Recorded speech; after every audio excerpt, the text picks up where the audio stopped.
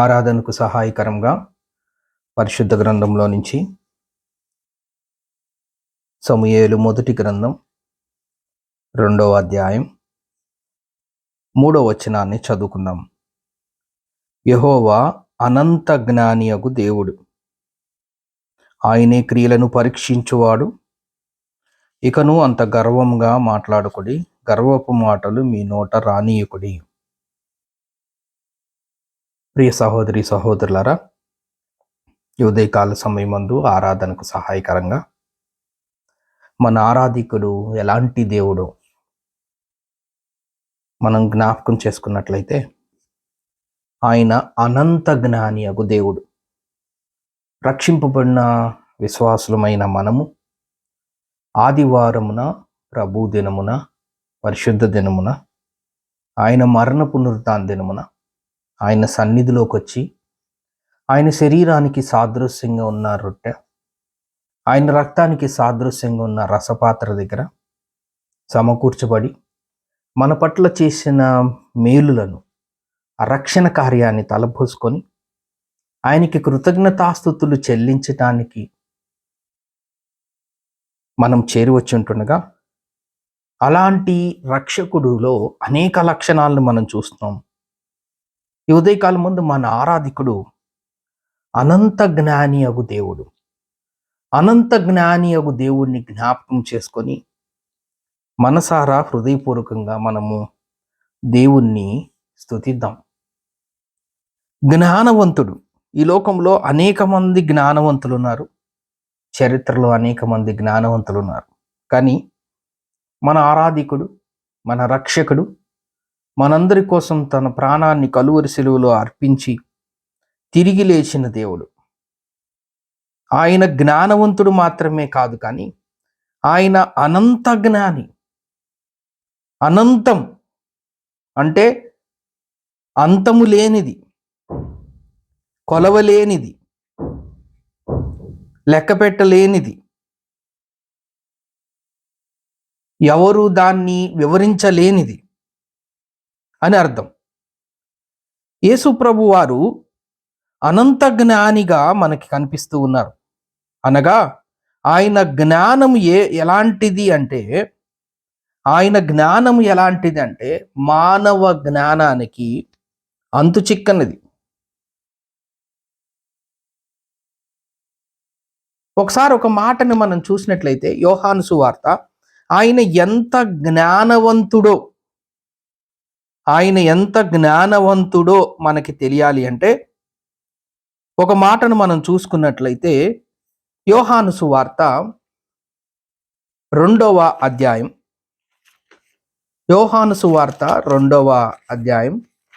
24వ వచనాన్ని గనక మనం చదువుకున్నట్లయితే, ఆయన ఎంత జ్ఞానవంతుడు, ఆయన జ్ఞానాన్ని ఏ విధంగా మనం కొలవచ్చో అక్కడ ఒక మాటను మనం జ్ఞాపకం చేసుకోవచ్చు. 2వ అధ్యాయం 24వ వచనం, అయితే యేసు అందరినీ ఎరిగిన వాడు కనుక ఆయన తన్ను వారి వశము చేసుకొనలేదు.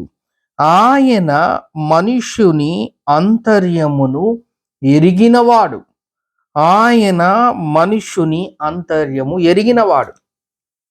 ఆయన ఏ విధంగా అనంత జ్ఞానవంతుడు అంటే, ఆయన జ్ఞానం అసలు అనంత జ్ఞానం అంటే అంతులేని జ్ఞానం, అవధుల్లేని జ్ఞానం, లెక్క పెట్టలేనంత జ్ఞానం, కొలవలేనంత జ్ఞానం, వివరించలేనంత జ్ఞానం, అనంతం, అంతం లేనిది, అపరిమితమైనది, వర్తమానములో, భవిష్యత్తులో, ప్రస్తుత కాలములో, గతములో సమస్తము ఎరిగినటం, అది అనంత జ్ఞానం అంటే. ఆయనకి తెలియందేమీ లేదు. గడిచిన చరిత్ర అంతా ఆయనకి తెలుసు, ప్రస్తుతం జరుగుతున్నది ఆయనకి తెలుసు, జరగబోయేది ఆయనకి తెలుసు. అందుకే ఆయన అనంత జ్ఞానిగా మనం చూస్తూ ఉన్నాం. యేసు అందరినీ ఎరిగినవాడు. ఆయన కొందరిని ఎరిగిన దేవుడు కాదు, ఆయన అందరినీ ఎరిగినవాడు. ఆయన మనుష్యుని ఆంతర్యమును ఎరిగినవాడు. ఆయన మనుష్యుని హృదయమును ఎరిగినవాడు. దీనికి సంబంధించి ఒక మాట మనం చూసినట్లయితే, ఇక్కడే 21వ అధ్యాయం, యోహాను సువార్త 21వ అధ్యాయం 17వ వచనాన్ని చూసినట్లయితే, అక్కడే మాట అడుగుతున్నారు, నన్ను ప్రేమించుచున్నావా అని మూడోసారి తను అన్నందుకు వ్యసనపడి, నీవు సమస్తమును ఎరిగిన వాడవు, నీవు సమస్తమును ఎరిగినవాడు. దేవుడు గురించి అక్కడ ఉంటున్న శిష్యులే ఏమని చెప్తున్నారంటే, నీవు సమస్తమును. ఇక్కడేమో మనుష్యుని ఆంతర్యం ఎరిగినవాడు, యేసు అందరినీ ఎరిగినవాడు, కొంతమందిని కాదు అందరినీ ఎరిగినవాడు, మనుషుని అంతర్యం హృదయాంతరంగంలో ఉన్న వాటిని ఎరిగినవాడు. ఇక్కడ మనం యోహాను సువార్త 21వ అధ్యాయంలో చూస్తే, నీవు సమస్తమును ఎరిగిన దేవుడు. అది అంత జ్ఞాని అంటే.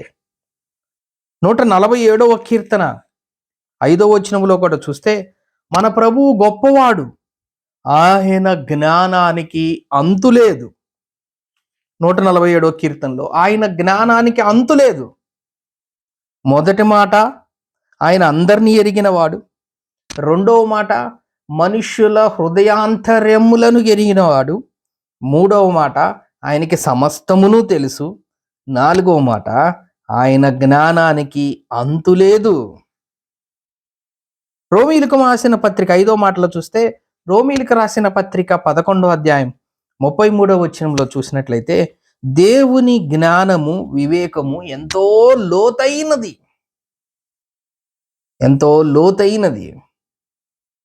ఇది దేవుని యొక్క జ్ఞానం. ఇలా మనము ఎన్నో మాటలు, మనుషుల హృదయములో ఒక తలంపు పుట్టక ముందే గ్రహించగలిగిన గొప్ప దేవుడు, మన నడకను తెలిసిన దేవుడు, మనం కూర్చుండటం ఆయనకి తెలుసు, మనం పడుకోవటం ఆయనకి తెలుసు, మనం లెగటం ఆయనకి తెలుసు, మన హృదయంలో ఒక తలంపు పుట్టక ముందే ఆయన గ్రహించగల దేవుడు, మన తల వెంట్రుకలలో ఒకటి రాలన్నా ఆయన సెలవు లేనిదే జరగని దేవుడు. అంత జ్ఞానవంతుడు ఆయన. మన ఆయుష్ను ఎరిగిన దేవుడు, మన దినములు ఎరిగిన దేవుడు, సమస్తమును ఆయన ఎరిగిన దేవుడు. మరి మానవులమైన మనం ఎలాంటి వారమో ఒక్కసారి చూసినట్లయితే, దేవుడైతే అనంత జ్ఞాని, ఆయన జ్ఞానానికి అంతులేదు. మరి మాన జ్ఞానం ఎలాంటిదో ఒకసారి చూసినట్లయితే, సామెతల గ్రంథం 3వ అధ్యాయం, సామెతల గ్రంథం 3వ అధ్యాయం 7వ వచనం, నేను జ్ఞానిని కదా అని నీవు అనుకొనవద్దు. మనుషుల జ్ఞానం ఎలాంటిది అంటే, ఈ ఉదయకాలం మందు ఆరాధనకు చేరు వచ్చిన మన జ్ఞానం, ఒకప్పుడు రక్షింపబడక ముందు మనం ఎలాంటి వారం అంటే, మనం అనుకుంటూ ఉంటాం, నేను జ్ఞానిని కదా అని నీవు అనుకోనవద్దు. బైబిల్ గ్రంథం సెలవిస్తుంది, నేను జ్ఞానిని కదా నువ్వు అనుకోవద్దు. ఎందుకంటే మనం జ్ఞానం లేని వారం. జ్ఞానం ఉండుంటే ఏది నిజమో, ఏది అబద్ధమో, ఏది సరైందో, ఏది సరైంది కాదో, ఏది సత్యమో, ఏది అసత్యమో, ఏది పరలోకానికి నడిపించేదో, ఏది నరకానికి నడిపించేదో తెలుసుకొని అందులో మనం నడుచుకునేవారం. కానీ ఒకప్పుడు మన జీవితం, మనం జ్ఞానము లేని వారం, జ్ఞానహీనులము, అంధకారంలో ఉండిన వారం, చీకటిలో ఉండిన వారం, జ్ఞానము లేని వారం, తెలివి లేని వారం, నరకానికి పాత్రులంగా ఉండిన వారం, అవిధేయులుగా ఉండిన వారం, దేవునికి శత్రువులుగా ఉండిన వారం, దేవునికి విరోధులంగా ఉండిన వారం, మనం పాపులుగా ఉండిన వారం, దూరస్థులంగా ఉండిన వారం, ప్రభువుని ఎరగని వారం. ఎందుకంటే ఆ జ్ఞానం మనకి లేదు. మనం అనుకుంటూ ఉంటాం, మనకు తెలిసిన కొద్దిపాటి దాన్ని నేను జ్ఞానవంతుణ్ణి అనుకుంటాం. కానీ సామెతల గ్రంథంలో చెప్తున్నారు, నువ్వు జ్ఞానివి కదా అని అనుకోవద్దు. 47వ అధ్యాయం యెషయా గ్రంథం, యెషయా గ్రంథం 47వ అధ్యాయం 10వ వచనాన్ని చూస్తే, నీ చెడుతనమును నీవు ఆధారం చేసుకొని ఎవరినూ నన్ను చూడడననుకొంటివి, నేనున్నాను, నేను తప్ప మరి ఎవరినూ లేరని నీవు అనుకున్నట్లు నీ విద్యయు నీ జ్ఞానమును నిన్ను చెరిపివేసెను. నీ విద్యయు నీ జ్ఞానమును నిన్ను చెరిపివేసెను అనే మాటలు చెప్తున్నాం. అంటే మనకున్న ఆ జ్ఞానం ఎలాంటిదంటే, అది మనల్ని చెరిపివేసేది, అది మనల్ని పాడు చేసేది. బుద్ధి జ్ఞానముల సర్వ సంపదలు ప్రభువైన యేసుక్రీస్తునందు గుప్తమై ఉన్నాయి.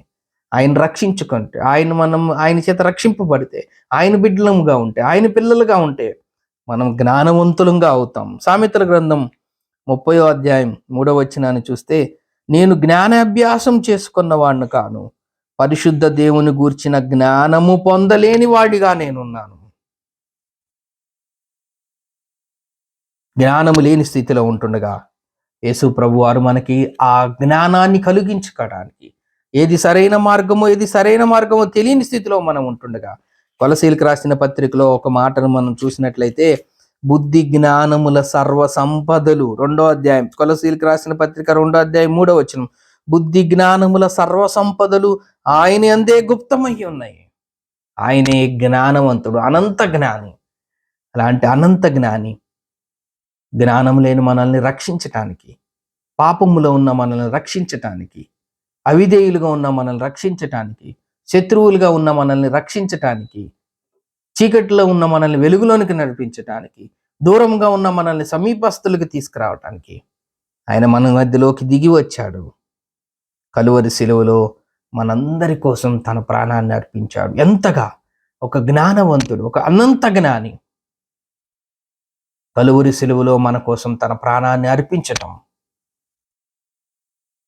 ఎంతగా వేదనతో కూడిన శ్రమ, కొరడాలతో శ్రమ, ముఖం మీద ఉమ్మి వేసే శ్రమ, చెంప వెంట్రుకలు పీకిన శ్రమ, అవమానంతో నిందలు మోసిన శ్రమ, సిలువను యెరూషలేము వీధుల గుండా మోసుకు వెళ్ళిన శ్రమ, కాళ్ళల్లో చేతుల్లో మేకులతో బంధించబడిన అట్టి శ్రమ. అనంత జ్ఞాని అయిన దేవుడు అజ్ఞానులమైన మన కొరకు, ఏ జ్ఞానం లేని మన కొరకు అంత జ్ఞానవంతుడు కలువరి శిలువలో. ఆయన ఎంత జ్ఞానవంతుడంటే,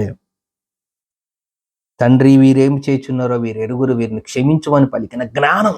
ఆయన జ్ఞానం, ఆయన ప్రేమ ఎంతదో, ఆయన క్షమాగుణం ఎంతదో అందులో ఆయనకున్న జ్ఞానం, అవేర్నెస్, అవగాహన, మనుషుల్ని క్షమించాలి అని ఉండే ఆ పరిపక్వత, అందులో ప్రేమ దాగి ఉంది, అందులో క్షమాగుణం దాగి ఉంది, అందులో రక్షణ కార్యం దాగి ఉంది. కానీ ఆ జ్ఞానం దేవుడు కలిగి ఉన్నాడు కదా. తన్ను హింసించిన వారిని కూడా క్షమించిన గొప్ప దేవుడు.